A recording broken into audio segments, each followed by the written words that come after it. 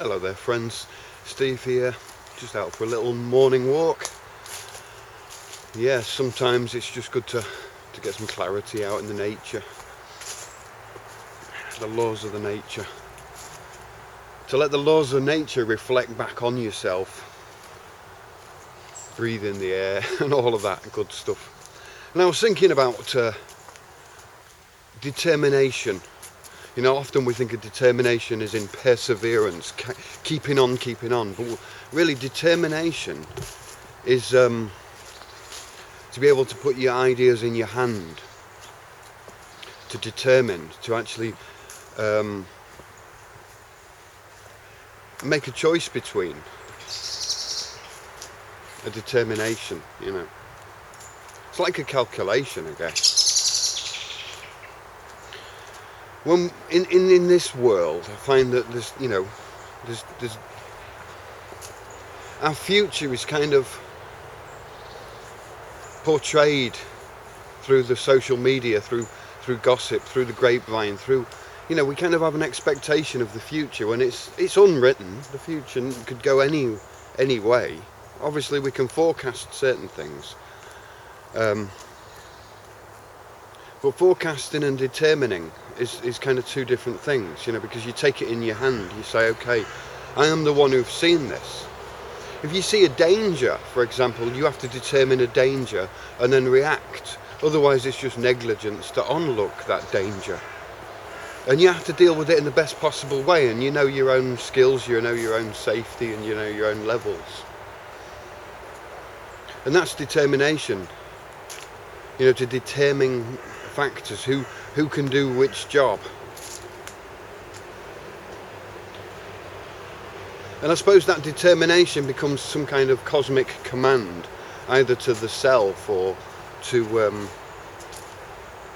the people that are involved. Let's face it, if we're going to determine the future, we have to include each other. And so often in a social situation, we want to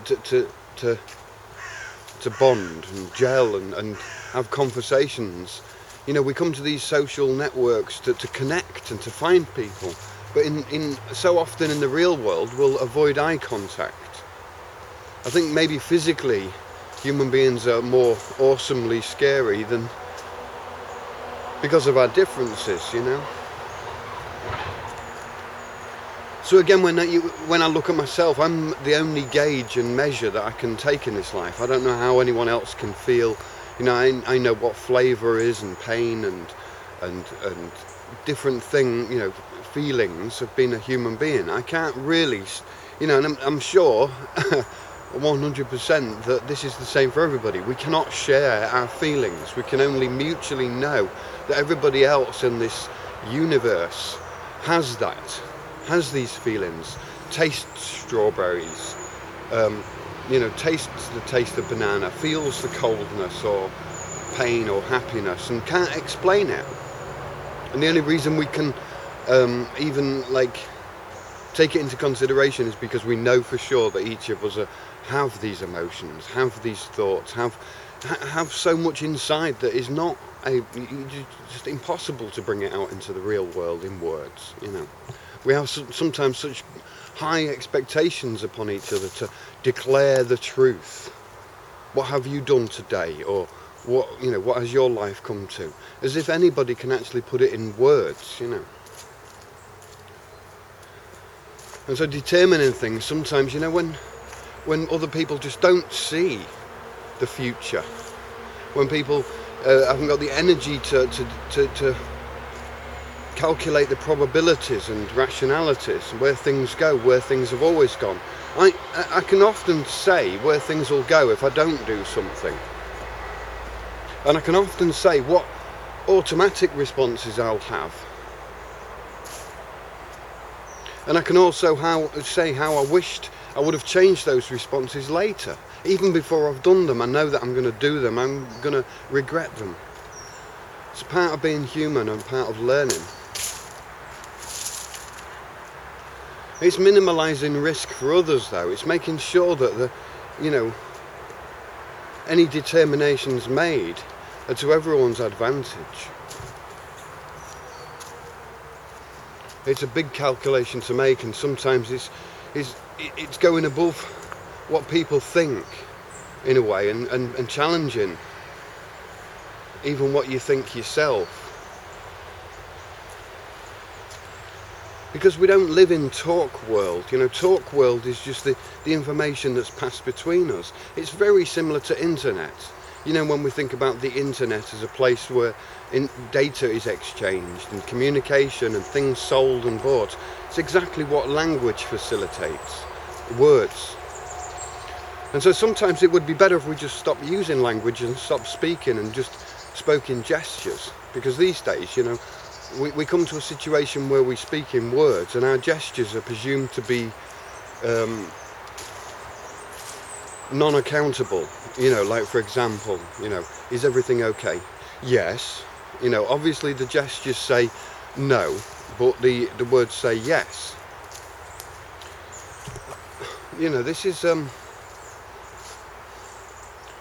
This is the realm we live in, really, as if words count and gestures don't, when it's really the other way round, really.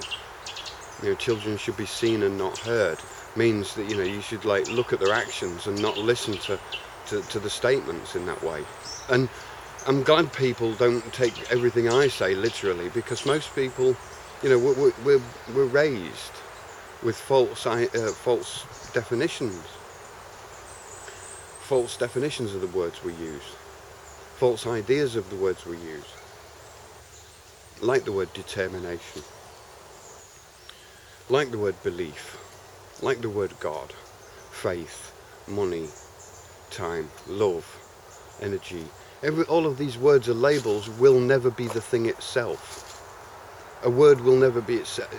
Any discussion we have is just a discussion on the outside. When it comes down to it, when you're on your own, you take that as a personal thing then. So it's often forgotten that when we talk about we, that you have to go off on your own and make that we happen on your own. It's not much of a we, but you hold on to that, in it.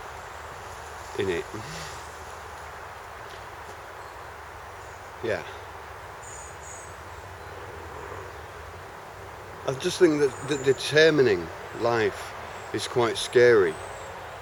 The idea of using your mind and your heart and your soul and whatever you can muster, whatever you want to call it, your body, your arms, your legs, to use the physical reality to choose your life, to make something of it, to try and give it a bit of a mystical fantasy edge as well, so that the edges are not so crisp and clear.